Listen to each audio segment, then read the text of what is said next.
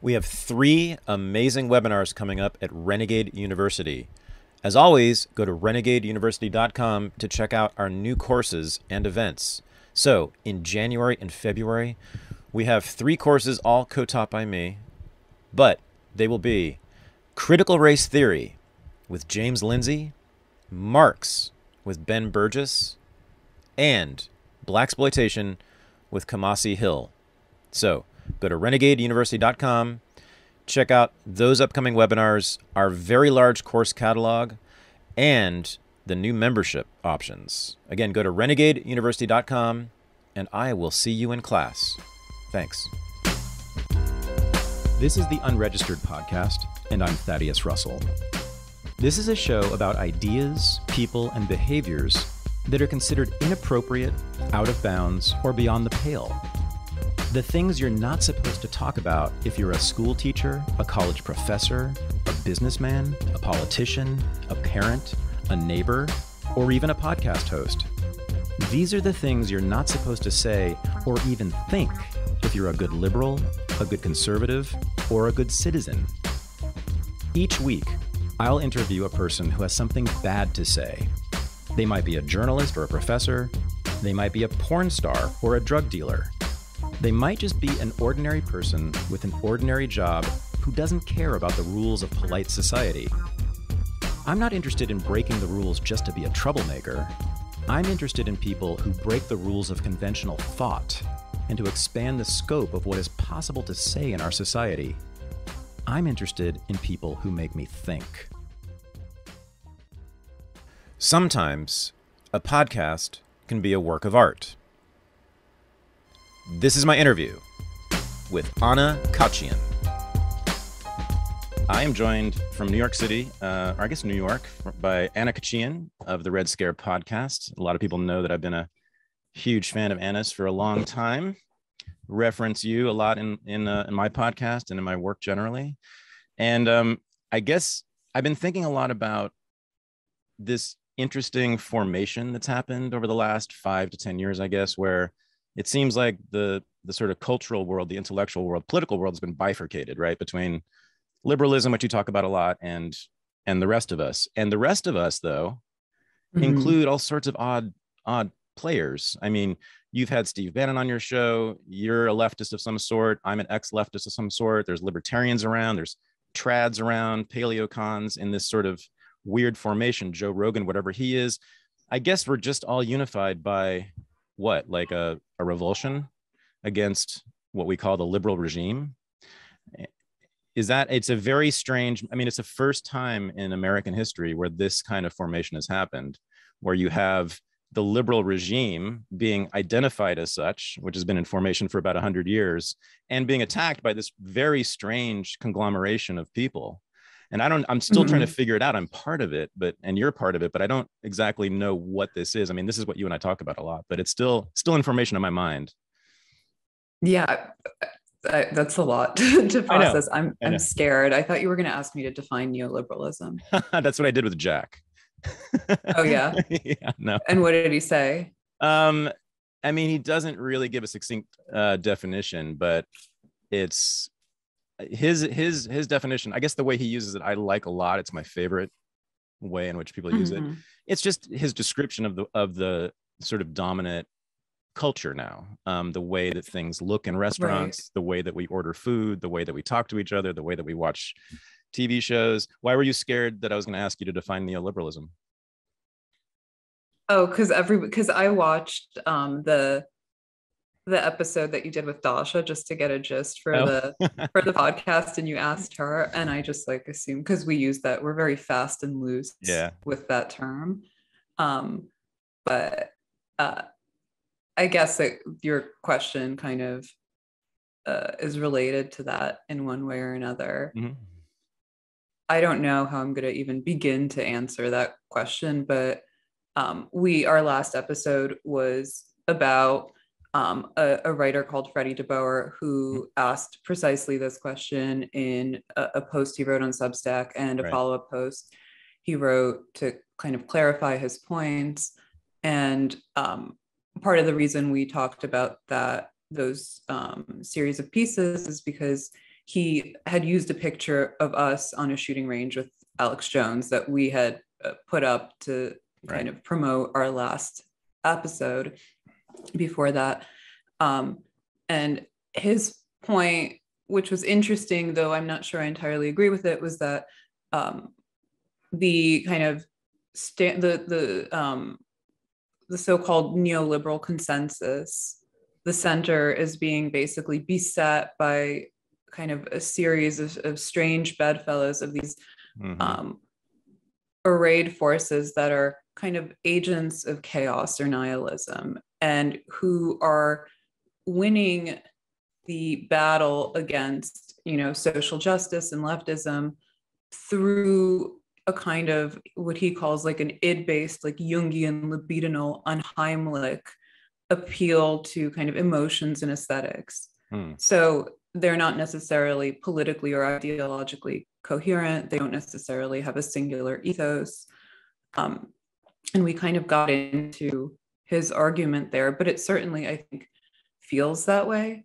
I think the easy mistake to make, and the mistake that Freddie makes, I think, even though, he's a wonderful and talented writer and some of his broad assumptions are correct, is denying these kind of forces a political agency or a internal ethos. And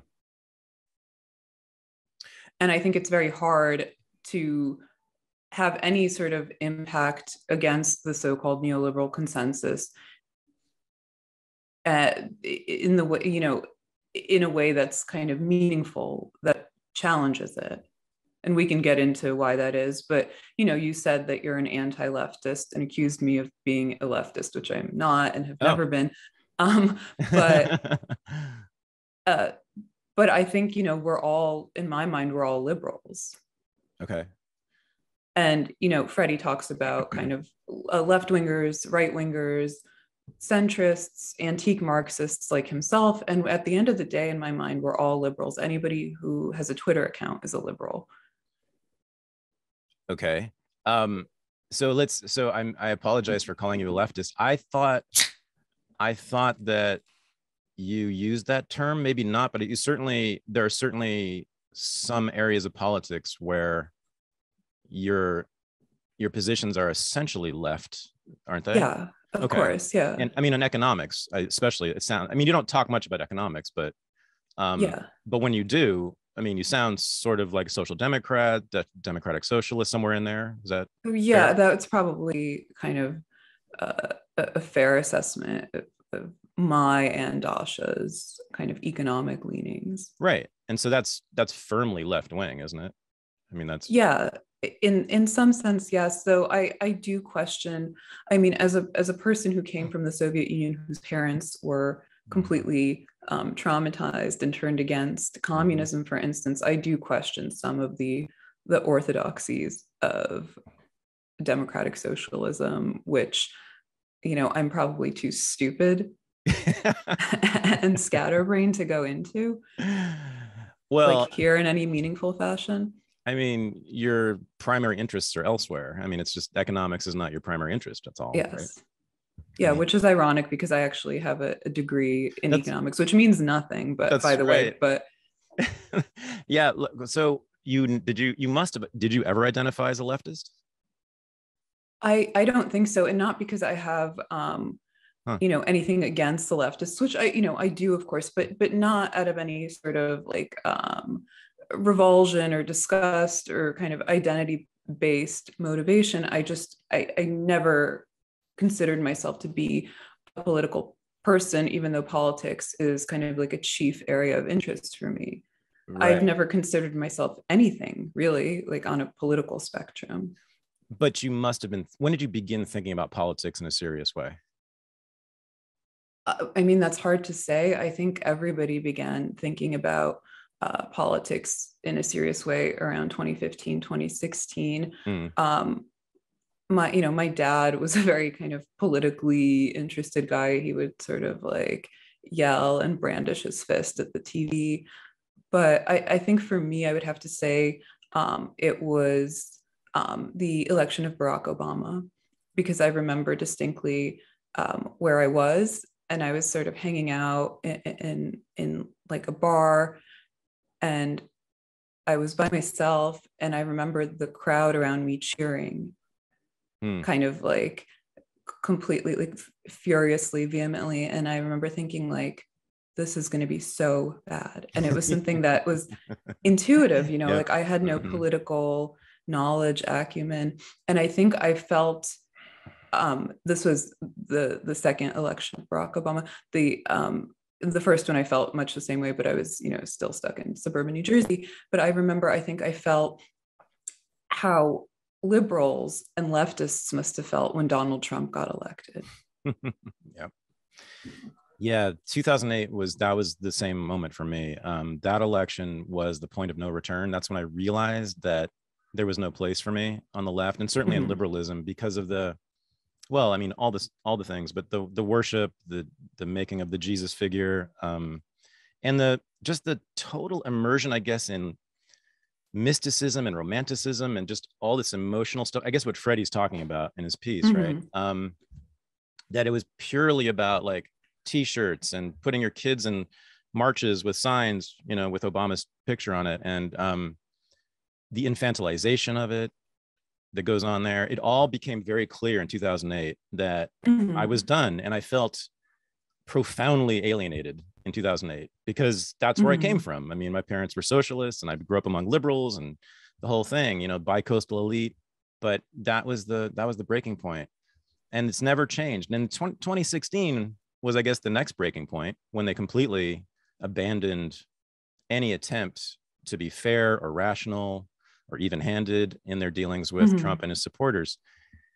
I loved what you had to say about Kyle Rittenhouse, the trial, and that, and you and I see it, I think, exactly the same way, which is not just that it was absolutely outrageous how they framed Rittenhouse as a racist murderer, but more importantly, in a way, what you said, which is that I noticed, at least I hope, that it seems like this might be a turning point for a lot of people on the left, because it was so blatant that even people like Anna Kasparian on the Young Turks would publicly say, after denouncing Kyle Rittenhouse and with all these lies for weeks and weeks, she finally did come out and say, yeah, it's not true that he was, you know, a murderer. So it's that trial and all the surrounding discourse of it seemed to me to be so beyond the pale that I find it impossible to believe that any liberal or leftist could watch the evidence and all the surrounding discourse and not come away feeling totally ashamed. Yeah, well, I think that's an interesting point, because I mean, the Kasparian thing was an incredible about face. Yeah. And, you know, some people were accusing her of like being conveniently careerist or opportunistic, but it does take some level of bravery to acknowledge to your hundreds of thousands of followers that you were wrong. And this goes back, I mean, for me, the Rittenhouse thing goes back to this kind of like neoliberal question. You know, when I talk about something like neoliberalism, of course, on a policy level, I'm talking about privatization and austerity. And on a cultural level, I'm talking about a kind of permissiveness that looks like openness and freedom, but is actually homogenization and immiseration. And then on a material level, what this amounts to, and which is the crucial thing, I think, is this idea that, you know, your actual real economic choices and options are replaced by conveniences and amenities.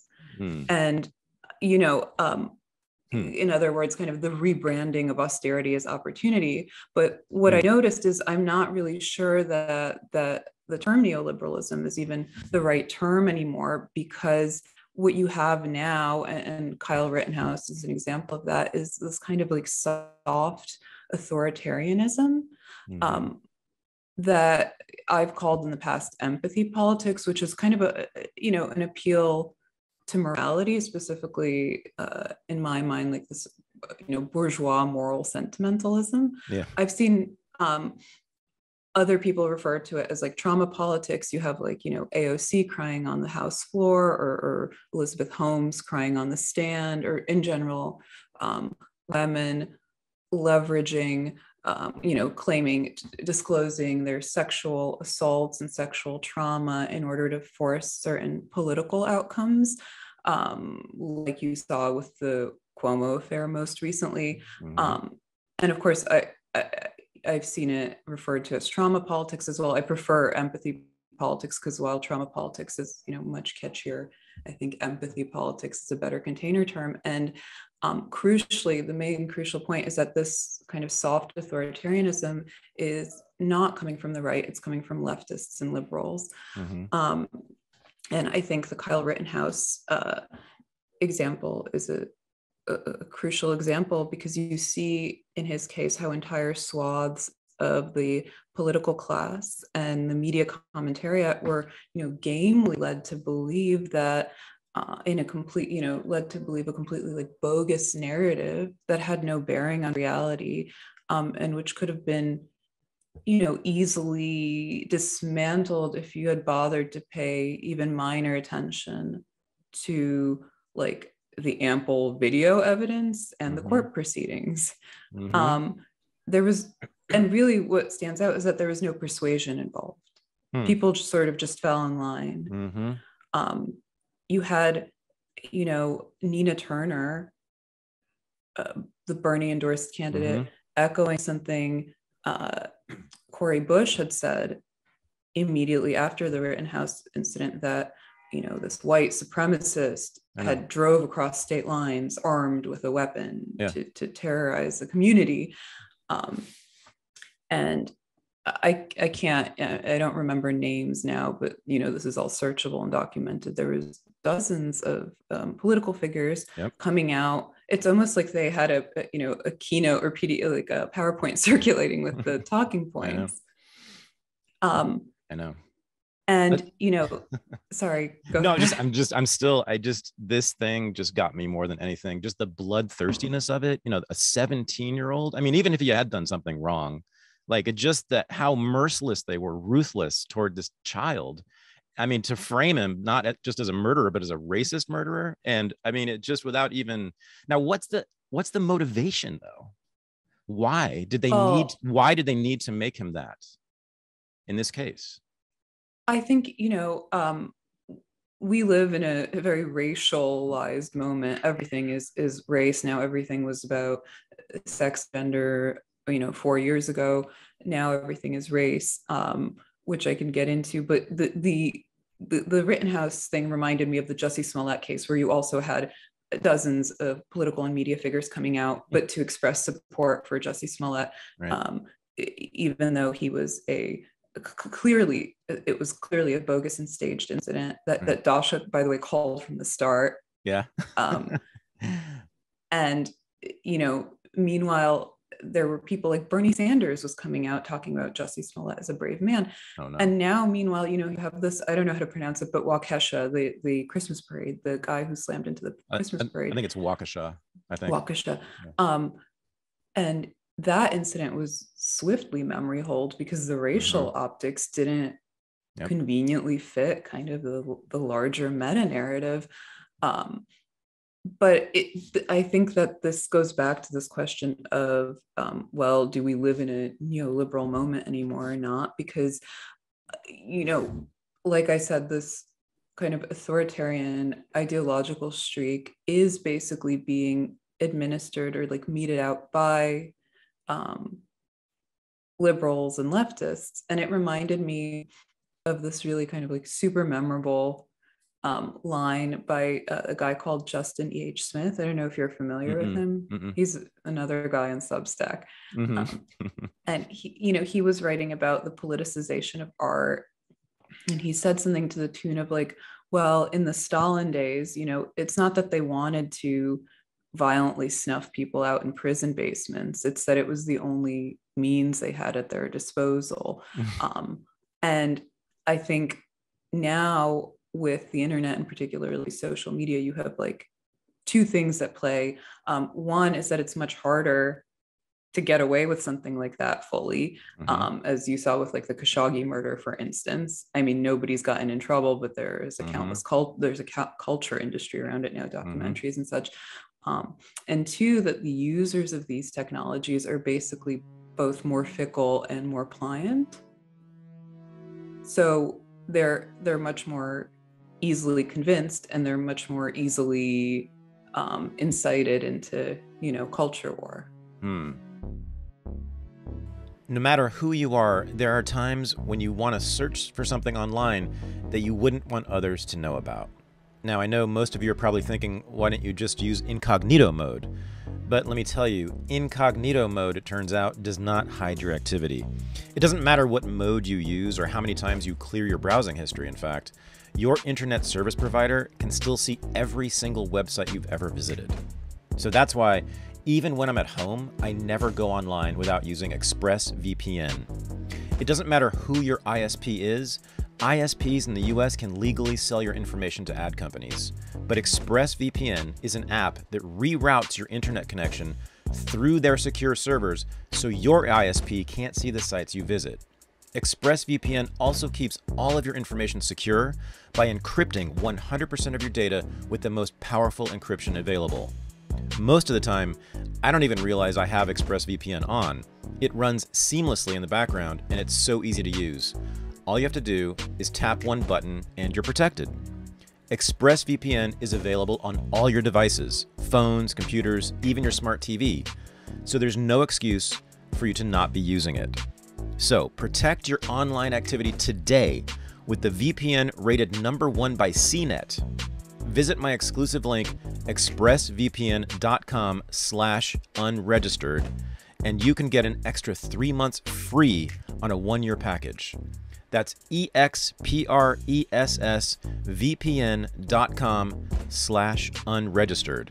expressvpn.com/unregistered to learn more. We haven't talked about class yet.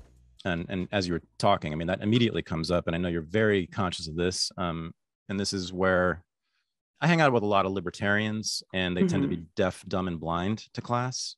And it's one of the things I like about keeping connections with people on the left, because they're very aware of class. But the Rittenhouse case, again, seemed to me to be really fundamentally all about class from beginning to end. You know, you have the protection of, a small store, basically like petty bourgeois property, right? Which is like sort of classic, a working class thing to do in America. And, protecting that. And then the way that he was portrayed, and his mother especially was portrayed.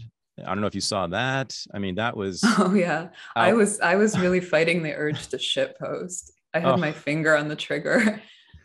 Yeah, putting pictures of her on Twitter, just as if this is self-evident that she's a racist piece of shit because of the way she looks. I mean, that, and constant, and with very just facilely, they didn't seem to have any compunctions about doing this to her or to him, but it was all about people in offices in New York City and Washington, D.C. and Los Angeles talking about this kid from Illinois, who's clearly not of them. He's not of their ilk. Right. I mean, it just reeks of that. Do you know about Batya Ungar-Sargon's new book?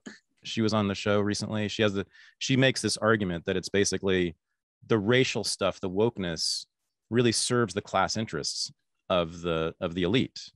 Yeah, it's right over there. I figured. Book, you must. Right. Yeah, I haven't read it yet. I haven't cracked it open, but it's an interesting premise.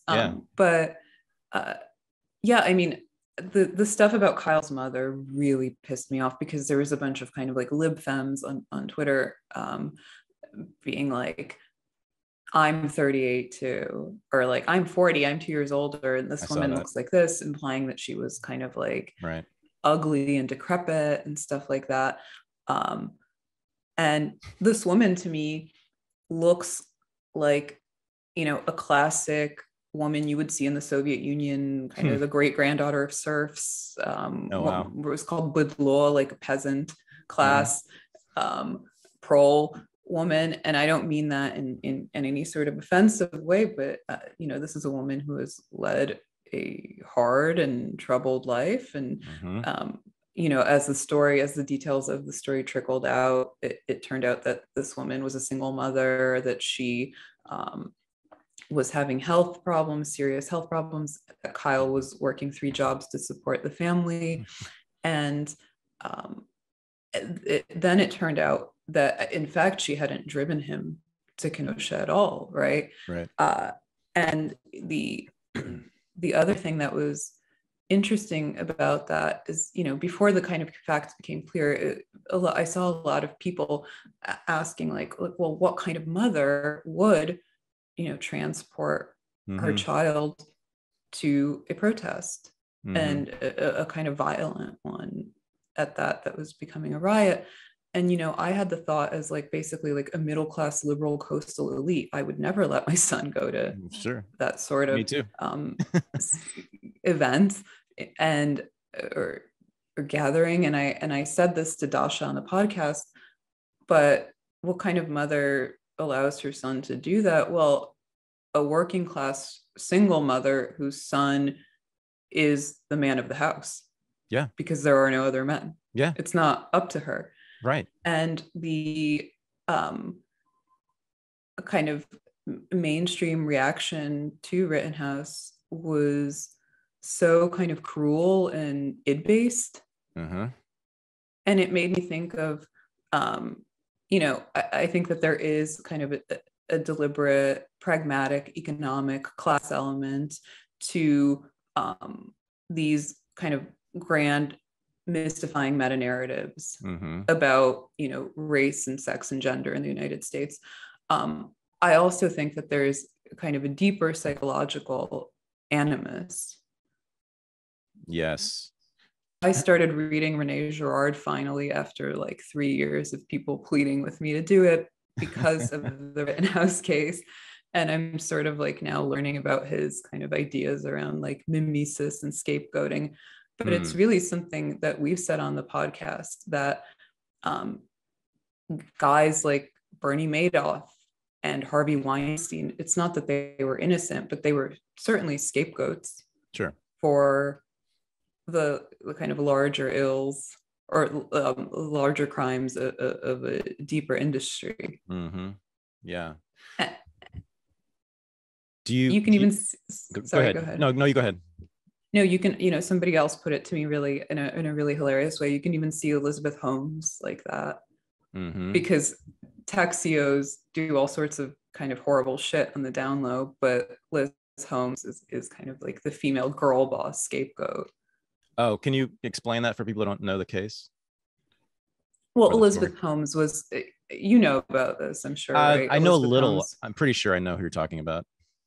Started, she was like, she's like a gargantuan, like sunpaku-eyed blonde who modeled herself after Steve Jobs with the turtlenecks, and she started a company called Theranos that received, $1 billion valuation, and on the basis of the new technology they were developing, where you could prick your hand like you would with a diabetes test and get all sorts of labs run, so you could avoid kind of doing annoying lab work at the doctors and waiting for weeks. And it turned out the whole thing was fake, and there was no such technology, and they were sort of like kicking the can down the road. And now she's on trial, and her defense, I think part of their strategy is portraying her as kind of an abused and sexually harassed woman. And therefore it's not her fault. Exactly. Yeah. Right. She's not culpable because she's a woman. Is that that's what it boils down to, right? Because a man probably couldn't rely on that type of defense. Right. Yeah. I mean, a man. Yeah. And I think, like, in the Rittenhouse case, there was a lot of like murmurs about how, his self-defense case wouldn't stand, and how it was going to be impossible for him to get a fair trial. And it's frankly like very galvanizing and hopeful that the American justice system persevered and did the right thing in this case. Oh yeah. Yeah. And in addition, in the same week, they convicted Ahmaud Arbery's murderers, which also was the right decision, I think. Yeah, it was a cascade of like these kind of mega trials. And those two together seem to confirm at least something positive and hopeful. But I was thinking about how interesting it was that now we're in the midst of, the Charlottesville trial, I think, is still going on. Rittenhouse and Arbery just closed. Ghislaine Maxwell is on the stand. But, I think all of this Rittenhouse stuff really kind of began with Me Too, which sounds like crazy Alex Jones conspiracy horseshit. But do tell. But, which of course, Dasha and I couldn't have known at the start of our podcast when we began critiquing the movement. And I think probably part of the early success of our show has to do with the fact that we were kind of early and right about Me Too.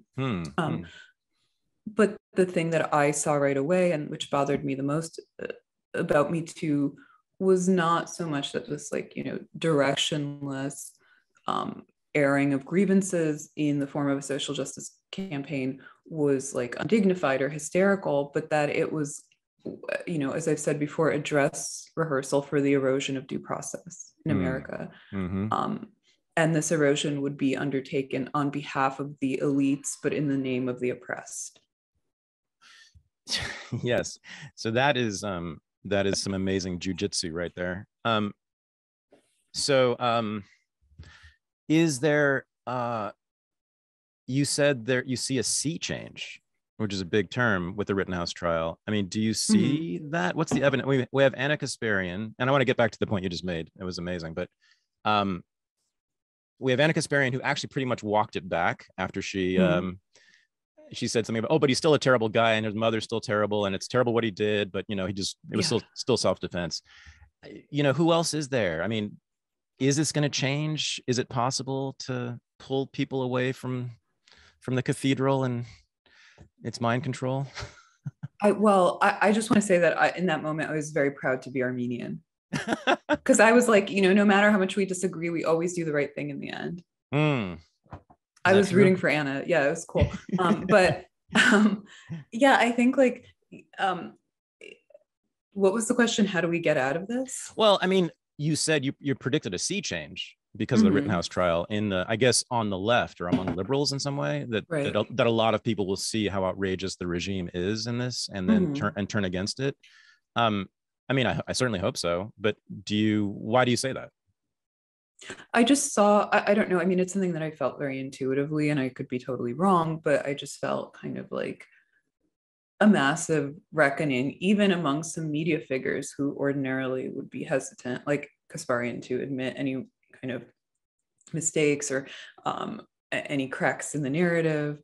And I think the way this changes is that we have to kind of try to imagine a world, a mode of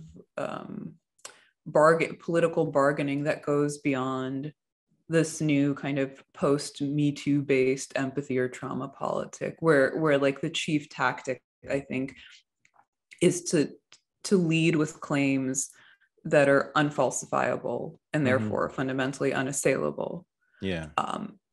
And this goes for the instrumentalization of race, of sex and sex crime, of children, as we saw with the Alex Jones incident. I have been kind of privately thinking a lot about how to get past that. I think that we really need a new leadership class, but it's hard to say where they will come from. A new leadership class? Yeah, of people who are willing to not play dirty in that way, which sounds, I mean, to me, it sounds kind of utopian and idealistic. And do you mean in government? Yeah, in government. Okay. Probably not going to happen in media. I mean, there are some people like that are being hailed as such, like Masters and JD Vance. They're mainly coming from the conservative side, and they're big on like family values Yep. and patriotism and that sort of thing. And I don't know anything about JD. I know Blake a little bit.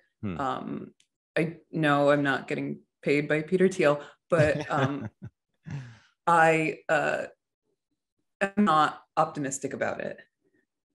About what? The kind of new wave of young conservative leaders. Why? Because I'm automatically kind of suspicious of any sort of establishment politics. I understand they're coming in a little bit from kind of fringe, from the outside. But I also find, I think at worst, I think the kind of family values, traditional patriotism thing feels like a LARP to me. It's sort of the other side of the AOC squad leftist LARP. How so? How's it LARPing? You think they're not genuine? You think JD Vance doesn't believe in family values and mom and dad and kids at home? Well, I don't know what he personally, privately believes, of course. And I think that his kind of intentions are pure, but I think I don't know if for me, the rhetoric is entirely convincing. Okay. Well, so I was wondering what you thought of their platform, because so I study Steve Bannon, your friend Steve Bannon, and the MAGA movement every day. I watch it because I think it's just amazing to watch this social movement emerge in real time, and a social movement that's on the verge, I think, of taking over at least the Republican Party. Yeah. But at least half of their politics are the opposite of mine. I just like them because they're taking down the cathedral. They're taking on the regime, and they're doing it most effectively. And they're winning like almost every day now against it. So I follow them for that reason. But my God, I don't want abortion to be illegal. Maybe you do. I don't want the 1776 project to determine what is taught in the schools. I don't want the borders closed. Maybe you do, but there's a lot there. But so I'm curious though about family values, because this is what I've been meaning to ask you for a long time, wanting to ask you. I think, isn't there more overlap between you and them on cultural stuff, especially family stuff, gender stuff, than there is with me? Don't you have some sympathy with sort of traditional conservative views on family? Yeah, I mean, absolutely. Yeah. I don't know what your I'm like views I'm like a hippie anarchist. Yeah. Like, yeah, full on fuck it all. Gotcha. Yeah. I mean, I guess my chief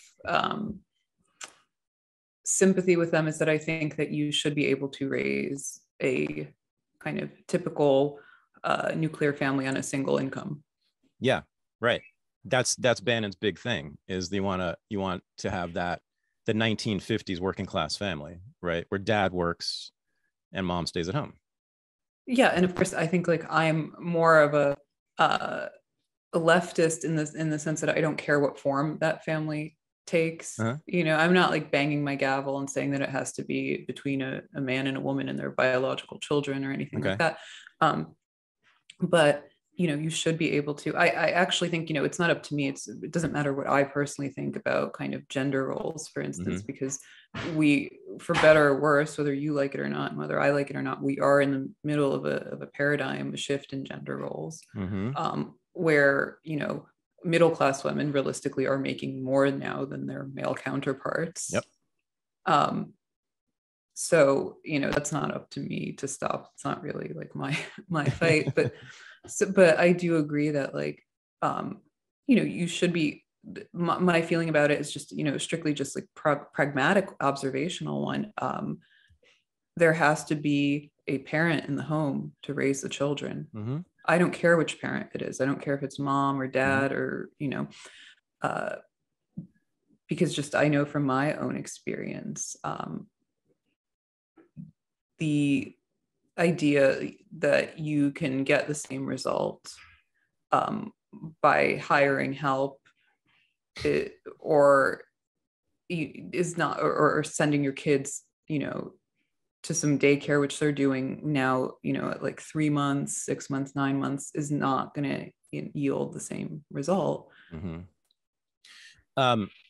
Sure, fair, but I thought that you were more sympathetic to traditional views on family. you do believe that gender is biologically determined to some extent, don't you? Of course. Yeah. Yeah. Well, Yeah. I mean, not of course, because I mean, the entire academic world disagrees with that, right? I can never, I always forget which one is real and which one is fake, I know, me too. race or gender. I'm like literally, my mind is spinning right now. Okay. So, I mean, well, no, gender is a social construct, right? This is like the oldest thing we've been hearing Right. about from academia for what, 50 years now. You toss that out, right? I mean, you thought you don't. Well, sex or gender. I mean, Oh, sorry, sex and right, sex versus gender. I can't. This is a very confusing conversation. Let's do it. Okay, so I mean, the way that it's talked about in classrooms, right, is that Yeah.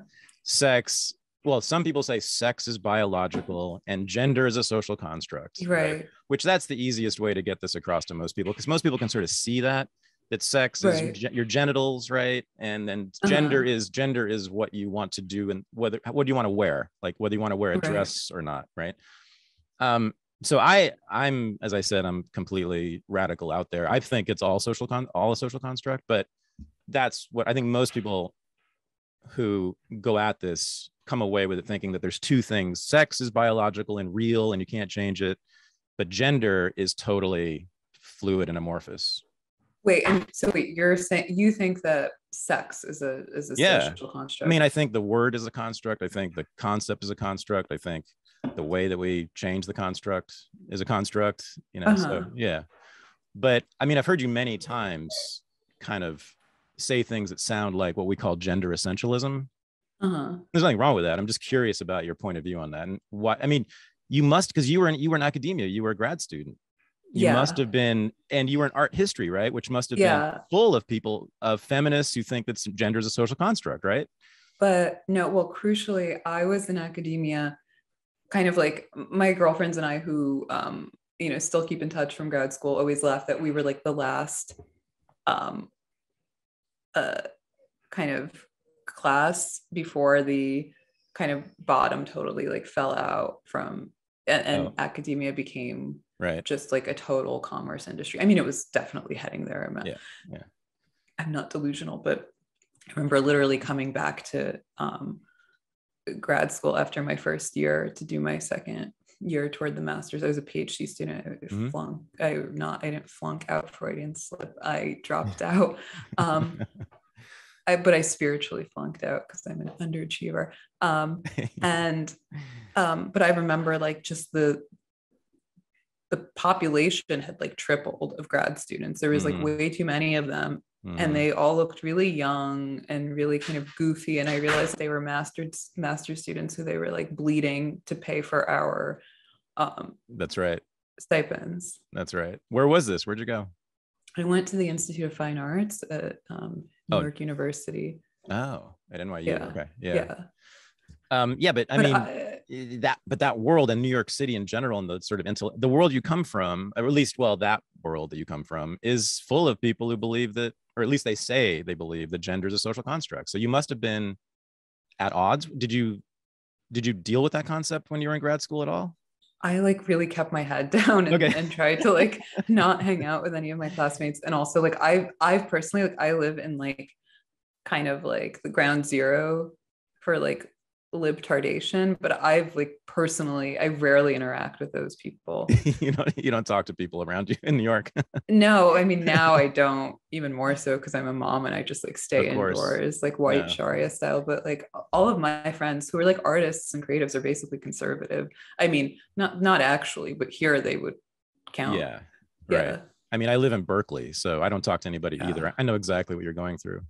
But I guess I'm just, and I don't want to have an argument about it. I'm just curious if you've thought about this, and I guess not much, but you do have, I mean, that is your position though, right? That some things in you biologically determine that you are a woman. Some things that you do, some things, the ways you behave or think or act or whatever, where you believe that some of that's was biologically determined, right? Yeah, like for example, right now, I won't have an argument with you because I'm like socially conciliatory and amenable and I hate conflict. Exactly. Right. And like, just I'm very tentative because it freaks me out to stake a claim. And people will say like, oh, that's because you're a crypto fascist and you don't want to say what you mean. And it's like, no, I'm just like, I'm a girl and I hate making people mad and I hate fighting with people. No, but I think like since I've had the kid, it's like really been driven home because, I see some of my friends I have a boy, I see some of my friends who have girls. It's just like the girls and boys are different. Yeah. Okay. My Yeah. kid immediately from in fact in the womb, but Yeah. definitely from birth, had an impulse to like what Bap calls master space and like explore, like propel himself forward and destroy stuff. And meanwhile, my friends who have girls, the girls are kind of like very thoughtful and introspective, docile, verbal. They don't have such a profound and like immediate, like urgent desire to destroy. Also, boys eat way more than girls. Yep. And like your breast milk is different depending on whether you're, nursing a boy or a girl. Oh, I didn't know that. Huh. Yeah, like the kind of protein content of it, it's crazy. Like all this kind of. You're gonna love. I don't know if you know this. Do you know about Judith Butler's child? Do you know about this? And no. Judith Butler and Wendy Brown had a child, and after that, and for those who don't know, Judith Butler basically invented all this stuff about gender being a social construct. She's like the queen of postmodernism. After they had a kid, or maybe it was two kids, they were like, they said this publicly. They said, you know what? All that stuff about gender being a social construct, it's bullshit. They don't just observing their own. It's what you're saying. They themselves, of all people, agreed with you after seeing their own children behave. They said, "Oh yeah, no, that's all biologically determined." Well, I mean, okay, but that's the thing. I think a lot of, I literally like I've been taking weed gummies recently because I'm finally in a space where I'm like getting my mind back and I want to like activate it or whatever. And I took one the other day and I was sitting back and thinking like, wow, it's literally so crazy that Susan Sontag got pregnant and gave birth to a child.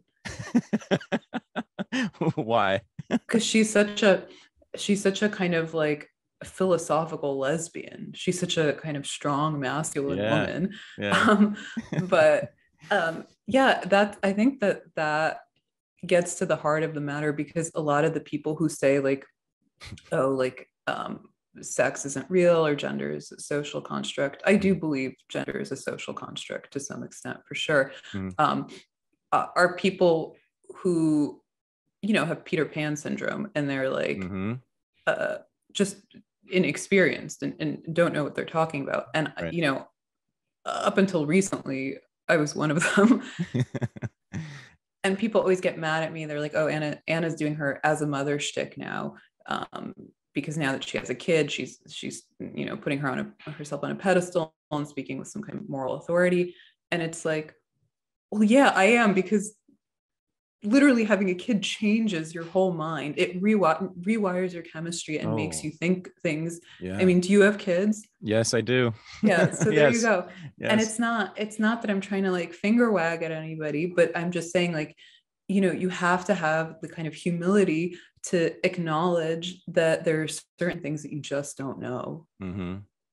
It's I have to say it's interesting. It's been interesting listening to the two of you talk since the birth of your son, because Dasha does not have a kid, and Dasha's younger than you, and she clearly doesn't have any of that experience. And I think it's been interesting to sort of listen to you sort of navigate that. But it's, I would imagine, it's fundamental. I mean, it changes everything in your life forever.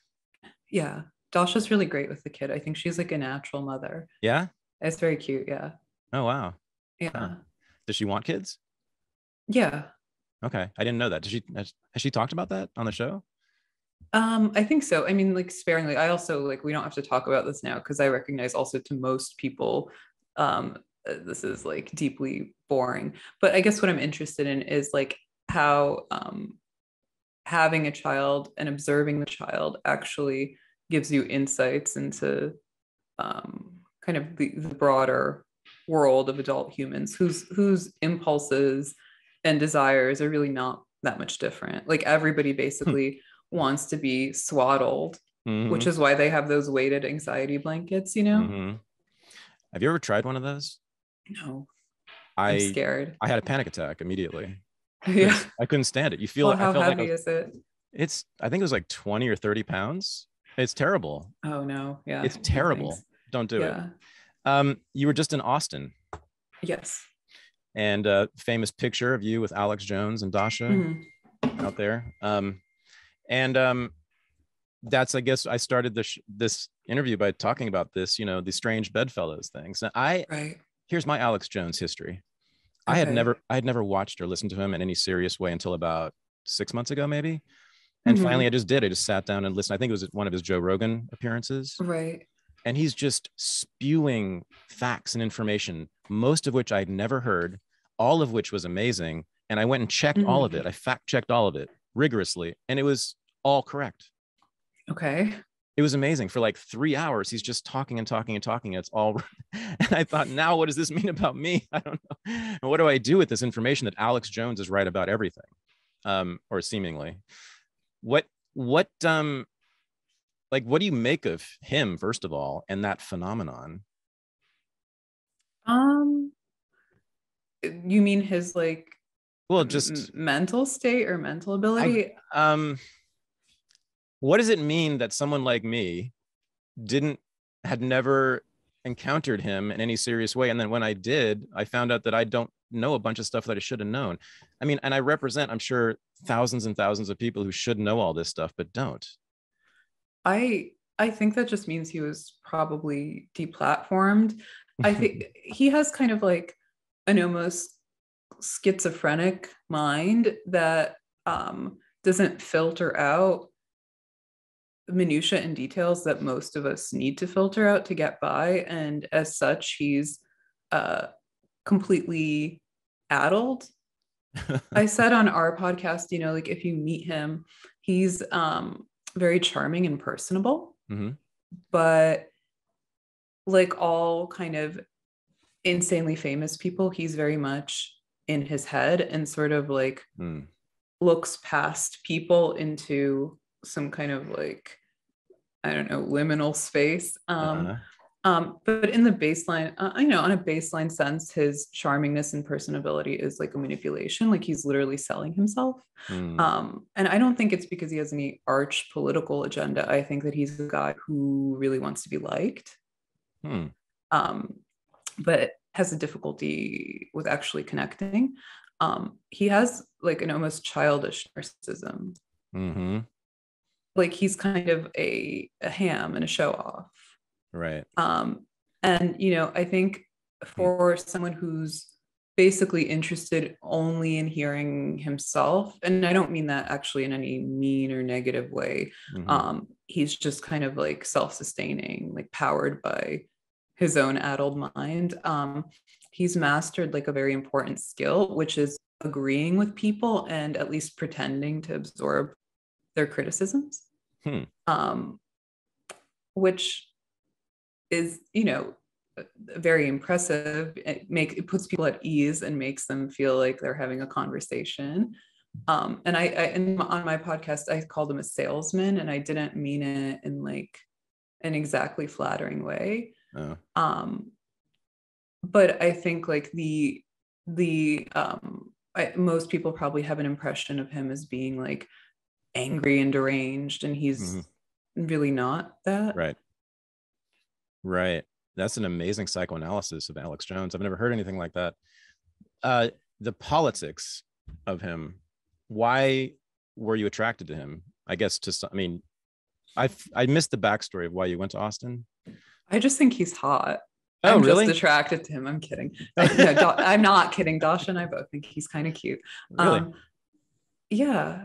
When like a kind of a disheveled and overweight, formerly buff older man, but no, I mean, I don't think of him as a political person foremost. I don't think of him as like a pundit or a critic. I think of him as an artist. Oh, wow.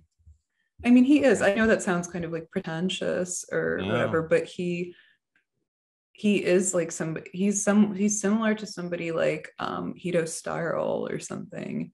Who's that?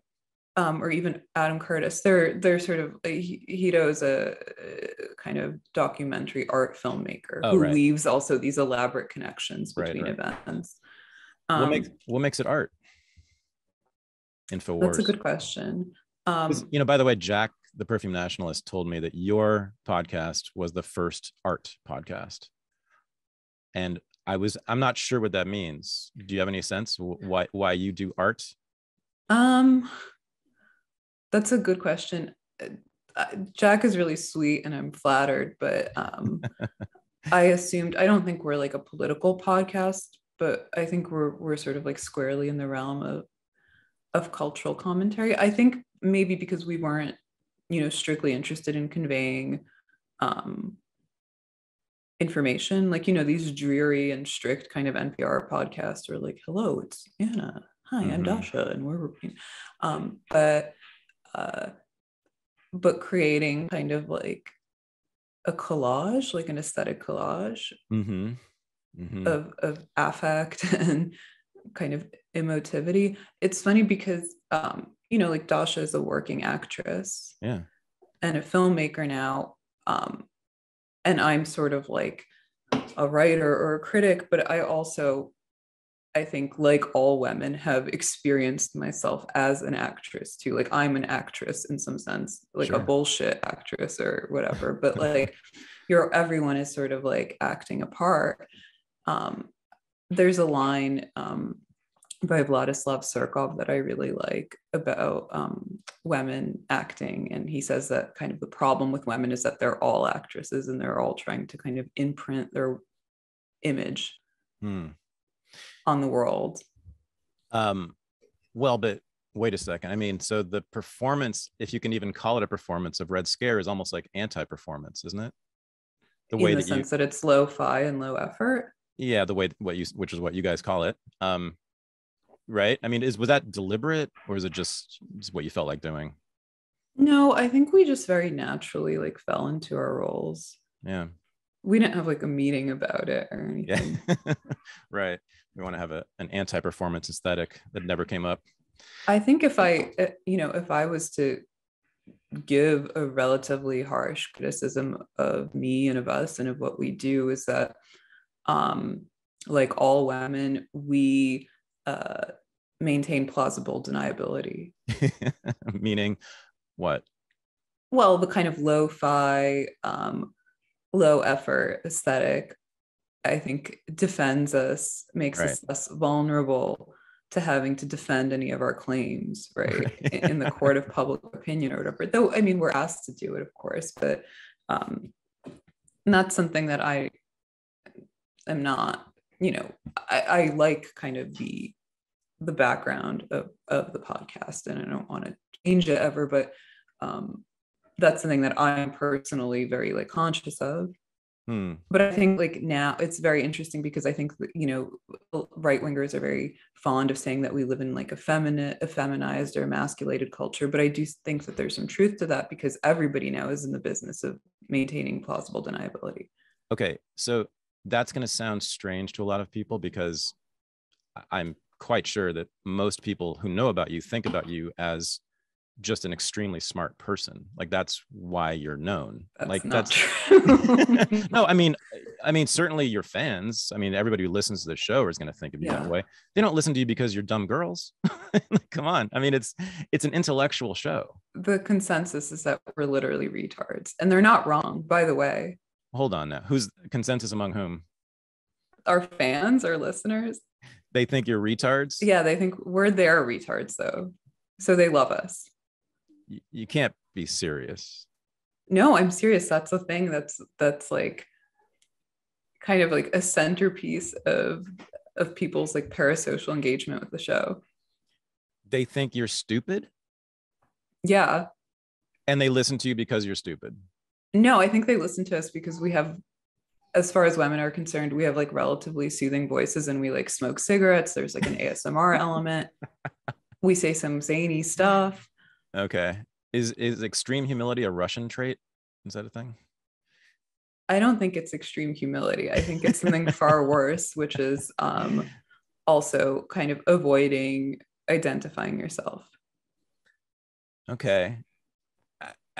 I mean, every week you hold forth on the topics of the day with very high level sophisticated analyses that, I mean, what is that if not like a political intellectual podcast of a high caliber, I don't see what else to call it.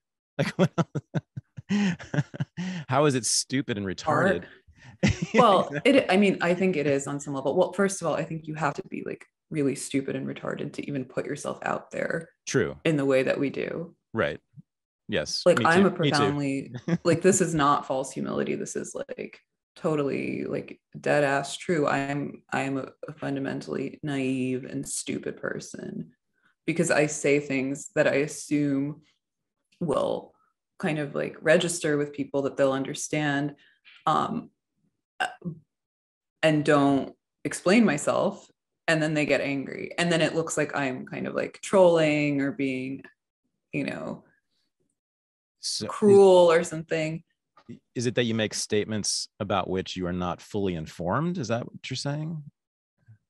Yeah, or I make statements that are not, apparent to people. Like, I don't think it would occur to people, most people, even though it makes perfect sense to me, how something like Me Too, which most people would regard understandably, and this is like a positive thing in a positive light, how something like Me Too could lead to like an erosion of due process and civil liberties, how it could lead, how there's a straight shot, there's a direct line to me from believe women to believe science.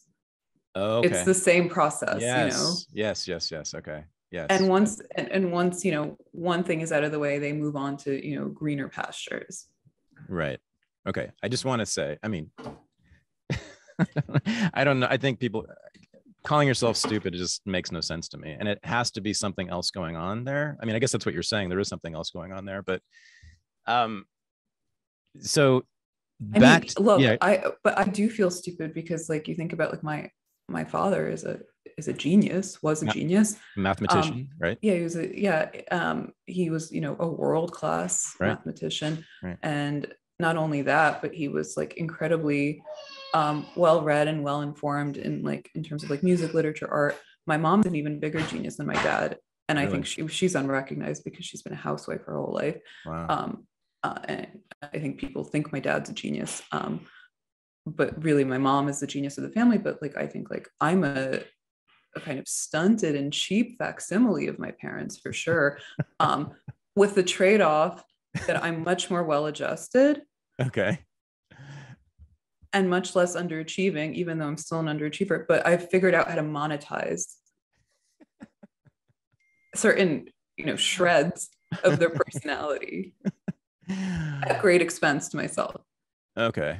I'll just let that stand. I mean, if you want to call yourself that, fine. I mean, I think most people that listen to you would think it's ridiculous, but I mean, what is it that is it lack of knowledge about certain things that leads you to believe this about yourself? Or is it, you say you're naive? How are you naive? And that's the last thing I would call you. I mean, I think Dasha and I are both like kind of earnest and enthusiastic and naive about certain things. Okay. Yeah, that's not at all how you how I think you're perceived by most people, but well, yeah, but again, like as my mother always says, you should never correct a mistake in your favor, and I think it's better to be perceived as like an icy bitch. Is that what you're going for, the icy bitch? No, I don't know. Do you get called that about me? Do you get called that? Yeah, but it's not so bad. I understand. We have like resting bitch face. Right. Okay, so I want to finish by going back to your really amazing argument that I've heard you develop over a couple of years now, but about Me Too being, you called it a dress rehearsal for the erosion or the what'd you call it exactly? A dress rehearsal for what? For the erosion of due process. Due process, yeah. Yeah. So like the way you're talking about all these sort of liberal initiatives and movements and cultural formations, it sounds like, and I am not disagreeing with you, it sounds like you believe that they're motivated to introduce more and more authoritarianism, period. That it's an authoritarian mission that the Democratic Party and liberals are on. Yeah, and I right? just want to preface that by saying I'm not implying that it's kind of a party-wide collusion or conspiracy. I do think that these things are, decentralized, though people kind of march in lockstep with one another. But yeah, I think that there's probably like a move to less civil liberty, less due process happening as we speak. So there's a lot of Democrats and a lot of liberals in this country, and is that what Bernie Sanders is about? Is that what Elizabeth Warren is about? Is that what, they want more and more control and less freedom? Is that what's driving these people? I think probably Warren, yes. Bernie probably is kind of laboring under the delusion that that's not what he wants, but he's been kind of useful to advancing those goals. Right. Well, thank you for this. And I hear the boy in the background, so I will let you go. But I appreciate you coming on the show, and everyone should go listen to the Red Scare podcast, because it's the most brilliant political podcast, certainly one of them out there. And I'm a huge fan, and I love it. And thank you for doing it. That's really sweet of you. Thank you. Thank you. I'm very suspicious of compliments. I figured you would be. Yeah. I figured you'd hate it. Yeah. What do you think is the alternative? No, but I really. What do you think I'm trying to do? No, nothing. I think like most compliments are fairly innocent. I'm just like, it's a bad reflex of quality. Yeah.